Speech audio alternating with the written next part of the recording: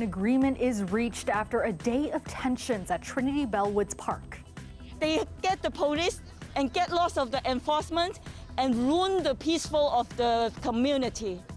The city promising permanent housing to those staying in an encampment in the park after a day-long standoff between police and protesters over their eviction. Plus, there was an argument between the two of the men at this party, and they started to exchange gunfire.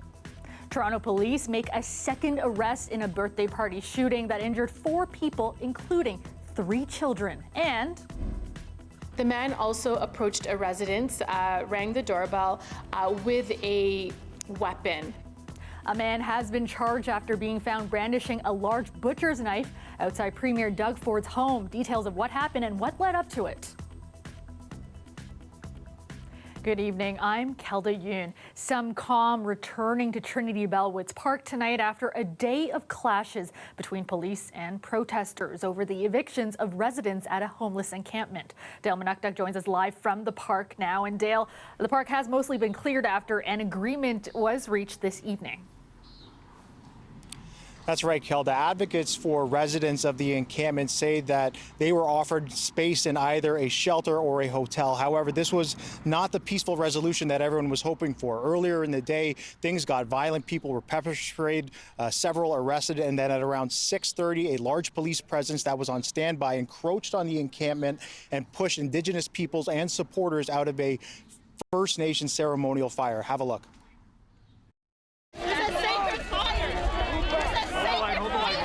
Evictions of encampment residents turning aggressive. How they came into the fire and handled it was not right. They overstepped their boundaries into a sacred space. My drum was taken. I had to fight to get my drum back. They were very aggressive. They were kicking, they were pushing. Earlier in the evening, the city, police, and advocates came to terms with officers. They agreed not to move into the encampment any further, giving more time for people living in tents to pack up and for protesters and supporters to disperse. They've been offered permanent housing. They're asking people to leave is the latest. This resident, who goes by the name Ghost, says she feels safer in the park with a community of people who've gone through trauma like her. I went through the foster care system. I was taken from my mom when I was a baby, and they put me through all the worst kind of treatment. And I haven't healed from it, and as a result, I don't trust organizations. I don't trust the government anymore. Trespassing notices were handed out 10 days ago when they were told to leave, but it wasn't clear when exactly this day would come. The mayor said today had to happen. They're not getting healthy, safe supports in places where there are fires and other things going on, and where it just isn't healthy to be living in a public park, besides the fact that it is illegal to live in a public park. We need to persuade those people, and we've tried everything.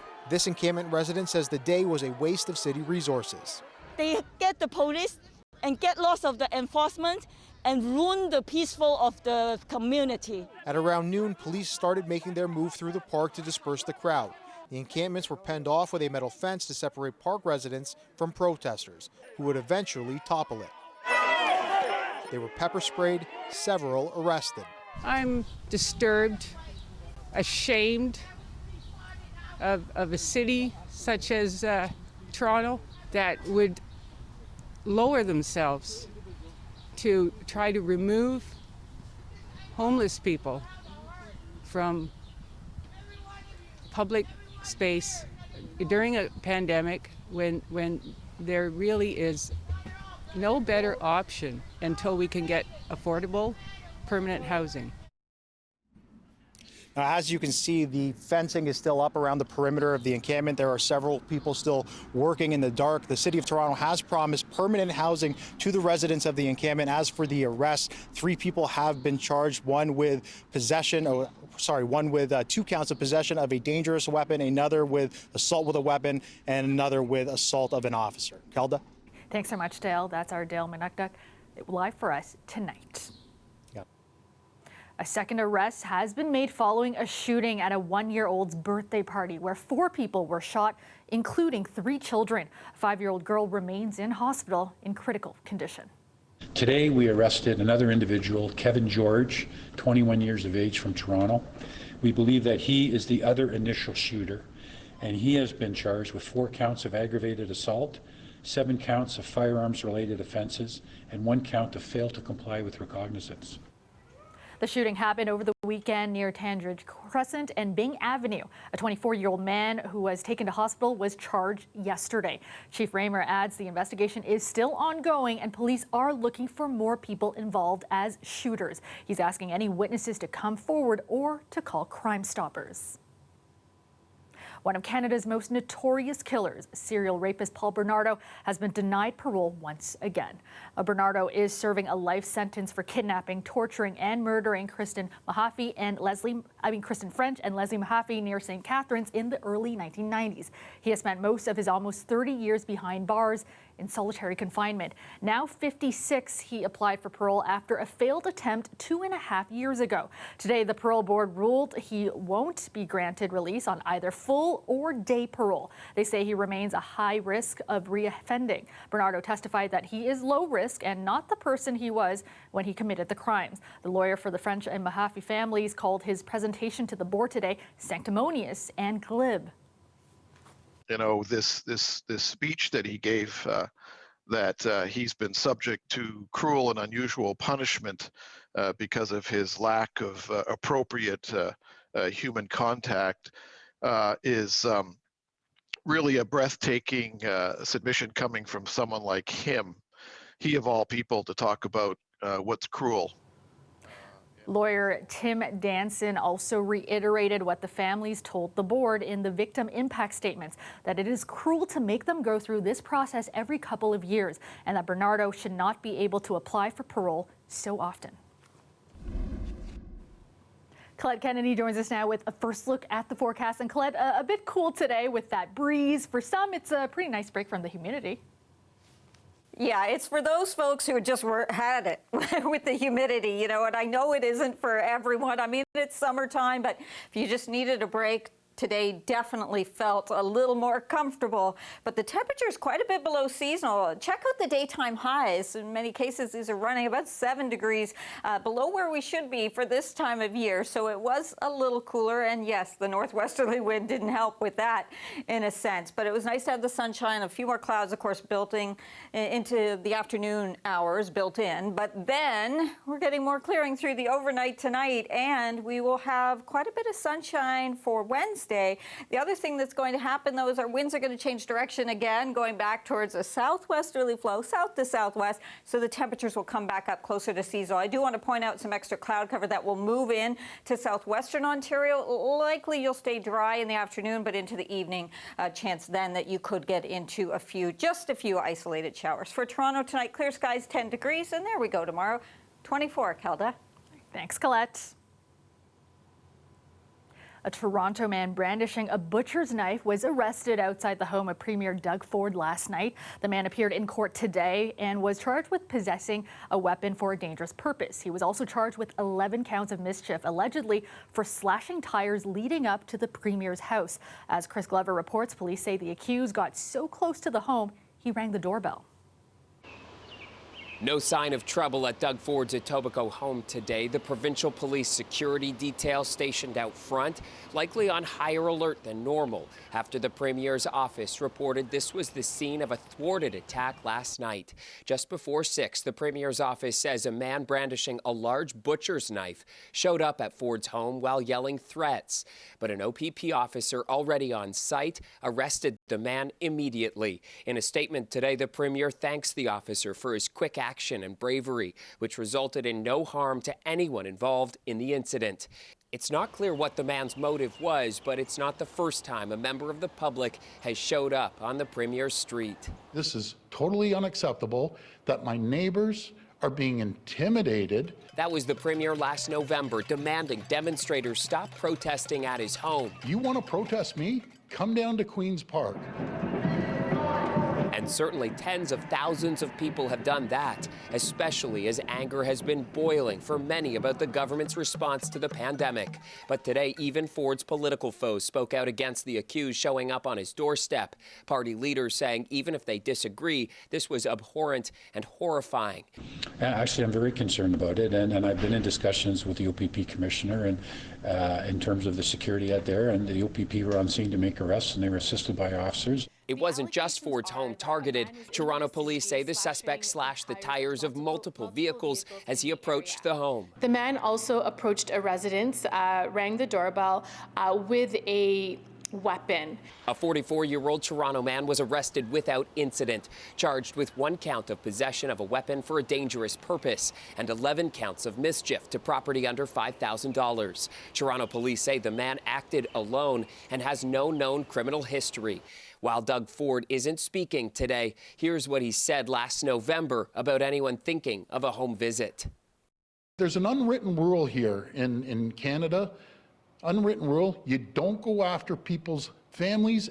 Chris Glover, CBC News, Toronto.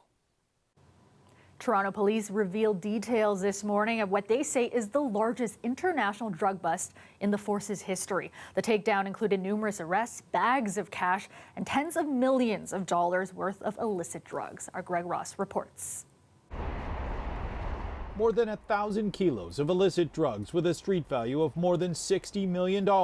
Nearly another $1 million in cash and 21 vehicles, all evidence seized in a 7-month police investigation dubbed Project Brissa. The size and scope of this investigation in terms of drugs seized and potential harm caused has never been seen before in the history of our service. With the help of multiple law enforcement agencies in Canada and the U.S., Toronto police were able to take down this sophisticated international drug smuggling operation.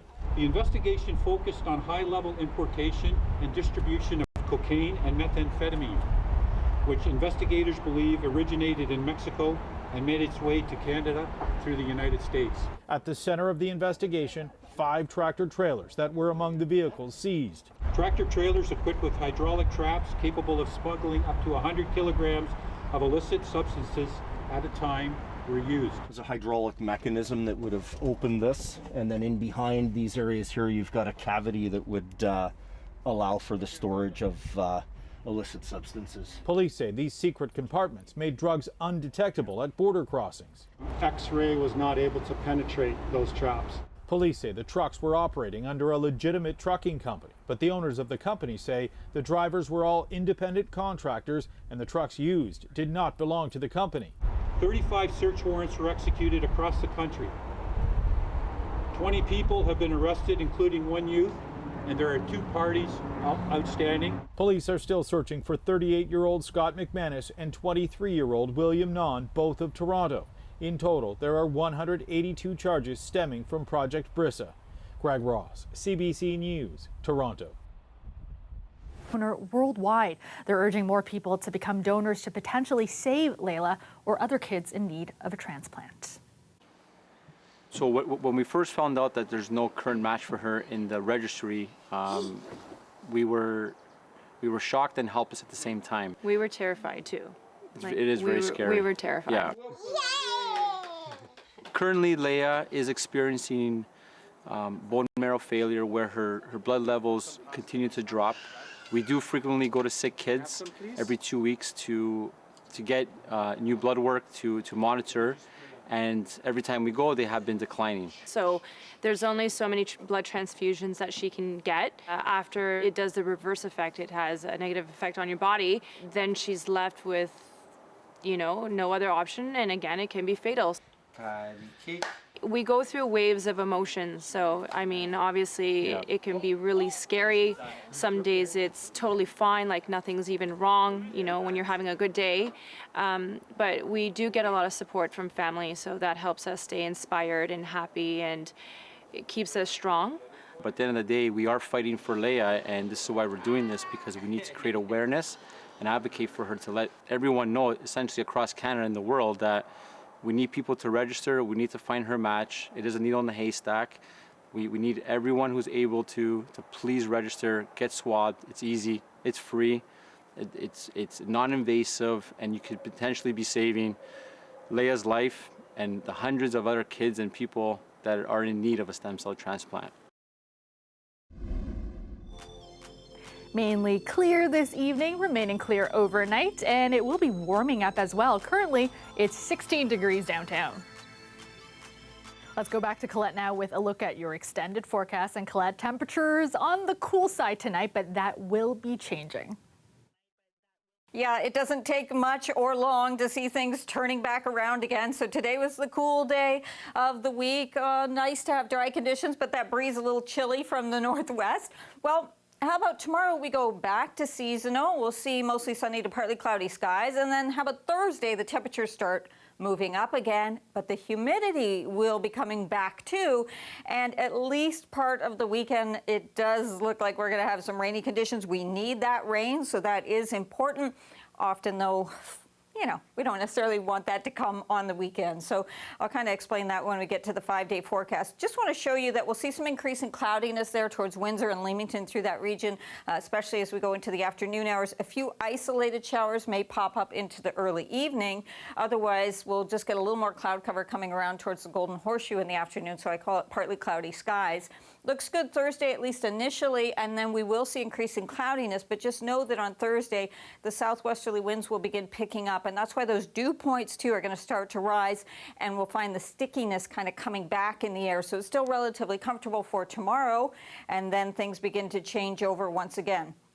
Tonight, the temperature story looks like this for you. Windsor, 10 degrees. Okay, everyone, let's all go for 10 degrees. The overnight low and highs tomorrow. Chatham-Kent, just a little cooler. Breeze coming off the lake, 22. Windsor, up to 24 degrees. And for the Golden Horseshoe, yes, there'll be some single digits tonight. You'll find them in Markham, Oshawa. Nice sleeping weather, that's for sure. Hamilton, 8 degrees. Otherwise, 10 to 11 for those overnight lows and those daytime highs. Very quickly rebounding as those winds kick in, especially after the lunch hour. Now, that 5-day forecast I mentioned, a few more clouds late Thursday. Then on Friday, the humidity really coming up, windy with some rain showers Saturday. And I still have a decent chance for at least some scattered showers into Sunday, Kelda. Thanks, Colette. This weather update is brought to you by Train. For a limited time, take advantage of 36 equal payments and 0% financing. It's hard to stop a train.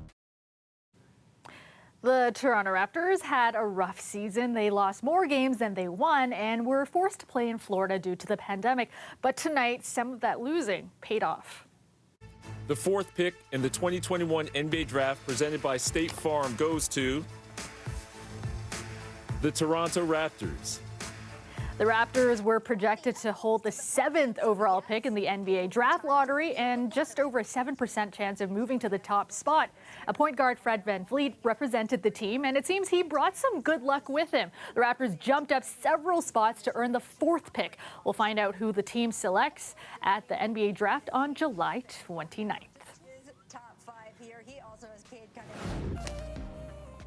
Well, live music fans are feeling optimistic. Some venues in the city have started announcing shows in the fall. Now, Phoenix Concert Theatre, for instance, has dozens of concerts lined up already. But while indoor concerts will be able to resume in late July, according to Ontario's phased reopening plan, there are still some big unknowns. I sat down with Phoenix owner Lisa Zbitnew to talk about the state of live music. What was the best live show you've ever been to? Oh my God, that's so hard. Hey, you can name 5. Okay, so I actually got to see Bob Marley, Led Zeppelin, David Bowie. 2 that stand out in my mind is Prince and Patti Smith. Okay, I love you already. Like many others, Lisa Zbitnew and I miss live music. For Zbitnew, it's also business.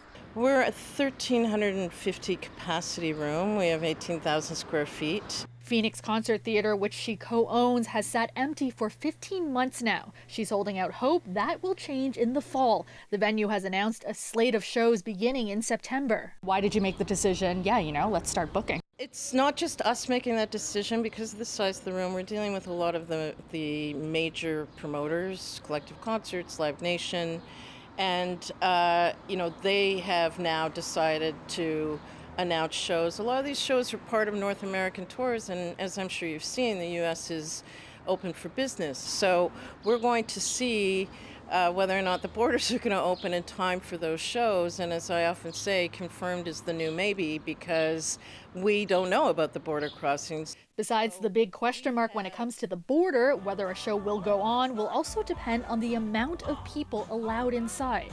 They're not going to come across the border if the provincial government says, yeah, well, too bad about the sellout, only 300 people can come. And all they're saying right now is with capacity restrictions. If we don't know what those are, it's very difficult to plan ahead. Last summer, under Ontario's Stage 3 reopening plan, indoor events were restricted to 50 people, not economically feasible for the Phoenix and many other live music venues to resume shows. A number makes no sense. A percentage starts to make sense. If we were operating at 25%, 30%, we're still putting 350, 400 people in the room. So it's something to get working on. It's not going to replace a show that is already sold out at, 1,300 people, but we can, look local. We can create opportunities to maybe do a residency over the course of 4 or 5 days. Zvitnu says she is grateful to have been able to stay afloat so far, thanks in part to federal subsidies. For many others, it's a different story. I think at current count, there's been 22 live music venues within the GTA that are not continuing to operate coming out of this. And, that's a huge concern because the smaller venues are the venues where, artists get to build their craft, right? So what happens when an orbit room goes away? Do you think people are yearning to have live shows back? Oh my God, yes. We know because we're just, engaged with social media all the time with people. And it's really been great. I have to say, in the tough weeks, the tough months, that kind of interaction with the audience has kind of kept me going. People online talking about their favorite show here, their favorite experience. It's not an experience you could duplicate. And that is our show for you tonight. Thank you so much for watching. Dwight Drummond has your next local newscast tomorrow at 6, and we are preempted at 11 because of hockey. Have a great night, everyone.